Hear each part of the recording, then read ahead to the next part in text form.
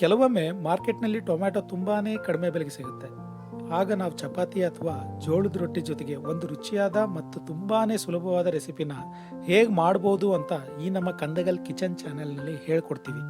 Welcome back to Kandagal Kitchen. ಮೊದಲಿಗೆ ಈ recipe ಮಾಡೋದಕ್ಕೆ ಏನೆಲ್ಲ ಇಂಗ್ರೀಡಿಯೆಂಟ್ಸ್ ಬೇಕು ಅಂತ ನೋಡೋಣ. ನಾವಿಲ್ಲಿ ತೊಗೊಂಡಿರೋಂಥ ಇಂಗ್ರೀಡಿಯೆಂಟ್ಸ್ ಕ್ವಾಂಟಿಟಿ ಬಂದು 2-3 ಜನಕ್ಕೆ ಆಗೋಷ್ಟು ಮಾತ್ರ ತೊಗೊಂಡಿದ್ದೀವಿ. ಇದಕ್ಕೆ ಬೇಕಾಗಿರೋ ಇಂಗ್ರೀಡಿಯೆಂಟ್ಸು 3 ಟೊಮೆಟೊ, 1 ಈರುಳ್ಳಿ, 2 ಬ್ಯಾಡಗಿ ಮೆಣಸಿಕಾಯಿ, 3 ಗುಂಟೂರು ಮೆಣಸಿಕಾಯಿ ಮತ್ತು ಸ್ಪೈಸಸ್ ಯಾವುದೆಲ್ಲ ಅಂದರೆ 1 ಲವಂಗ, 1 ಏಲಕ್ಕಿ, ಸ್ವಲ್ಪ ಕಸ್ತೂರಿ ಮೇಥಿ ಮತ್ತು ಪಲಾವ್ ಎಲೆ. ಇದನ್ನೆಲ್ಲ ಒಂದು ಪಾತ್ರೆನಲ್ಲಿ ಹಾಕಿ ಬೇಯಿಸ್ಕೋಬೇಕು.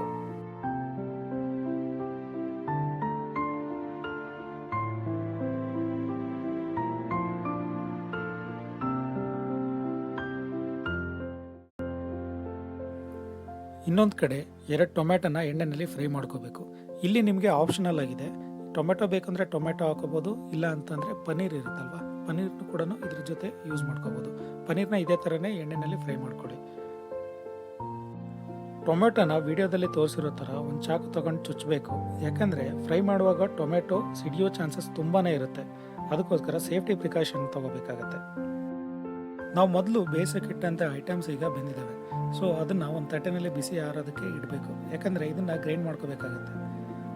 ಬಿಸಿ ಇದ್ದಾಗಲೇ ನಾವೇನಾದರೂ ಮಿಕ್ಸಿ ಜಾರ್ನಲ್ಲಿ ಹಾಕ್ಕೊಂಡು ಗ್ರೈಂಡ್ ಮಾಡ್ಕೊಳ್ಳೋಕೆ ಏನಾದರೂ ಹೋದರೆ ಅದು ಪ್ರೆಷರ್ ಜಾಸ್ತಿಯಾಗಿ ಬ್ಲಾಸ್ಟ್ ಆಗೋ ಚಾನ್ಸಸ್ ತುಂಬಾ ಇರುತ್ತೆ.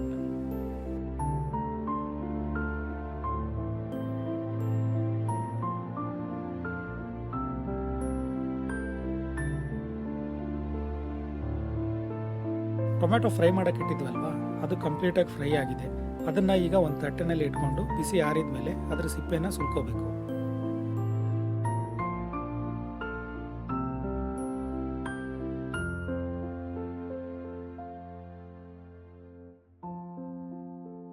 ಸಿಪ್ಪೆ ಎಲ್ಲ ಸುಲಿದಾದ್ಮೇಲೆ ಅದನ್ನು ದೊಡ್ಡ ಪೀಸ್ ಆಗಿ, ಅಂದರೆ ಒಂದು ಟೊಮೆಟೊನ 4 ಭಾಗ ಆಗಿ ಕಟ್ ಮಾಡಿಟ್ಕೊಳ್ಳಿ.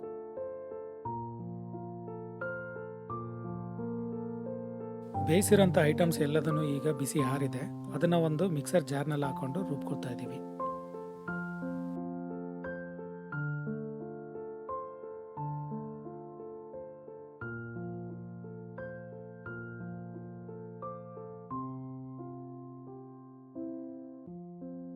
ಕೊನೆಯದಾಗಿ ಒಂದು ಪ್ಯಾನ್ನಲ್ಲಿ ಸಣ್ಣದಾಗಿ ಕಟ್ ಮಾಡಿರೋಂಥ ಒಂದು ಈರುಳ್ಳಿ, ಸ್ವಲ್ಪ ಬೆಳ್ಳುಳ್ಳಿ, ಜೀರಿಗೆ ಮತ್ತು ಸಾಸಿವೆನ ಎಣ್ಣೆಯಲ್ಲಿ ಫ್ರೈ ಮಾಡ್ಕೊಳ್ಳಿ. ಇದ್ರ ಜೊತೆ ಸ್ವಲ್ಪ ಅರಿಶಿನ, 1 ಟೀ ಸ್ಪೂನ್ ಗರಂ ಮಸಾಲನ ಬೆರೆಸಿ.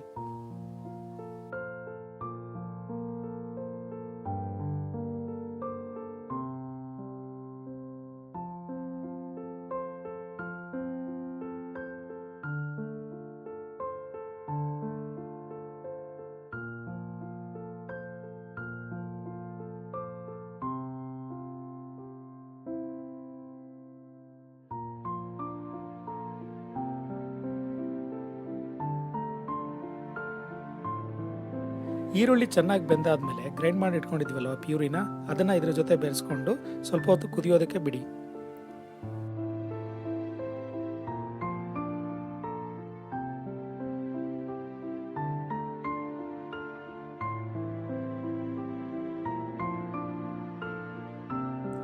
ಕುದಿತಾ ಇರಬೇಕಾದ್ರೆ ಕಟ್ ಮಾಡಿ ಇಟ್ಕೊಂಡಿದ್ದಂಥ ಫ್ರೈಡ್ ಟೊಮ್ಯಾಟೊನ ಹಾಕಿ.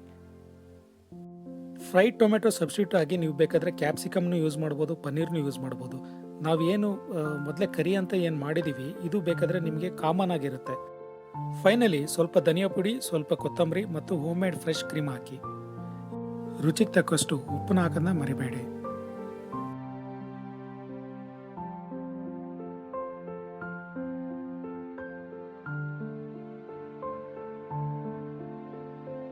ಈಗ ಟೊಮೆಟೊ ಕರಿ ರೆಸಿಪಿ ರೆಡಿಯಾಗಿದೆ. ಇದನ್ನು ನೀವು ಚಪಾತಿ ಅಥವಾ ಜೋಳದ ರೊಟ್ಟಿ ಜೊತೆ ಸವಿಯಬಹುದು. ಈ ರೆಸಿಪಿ ನಿಮ್ಗೆ ಇಷ್ಟ ಆದರೆ ಈ ವಿಡಿಯೋನ ಲೈಕ್ ಮಾಡಿ, ಶೇರ್ ಮಾಡಿ ಮತ್ತು ನಮ್ಮ ಚಾನೆಲ್ನ ಸಬ್ಸ್ಕ್ರೈಬ್ ಮಾಡೋದನ್ನ ಮರಿಬೇಡಿ.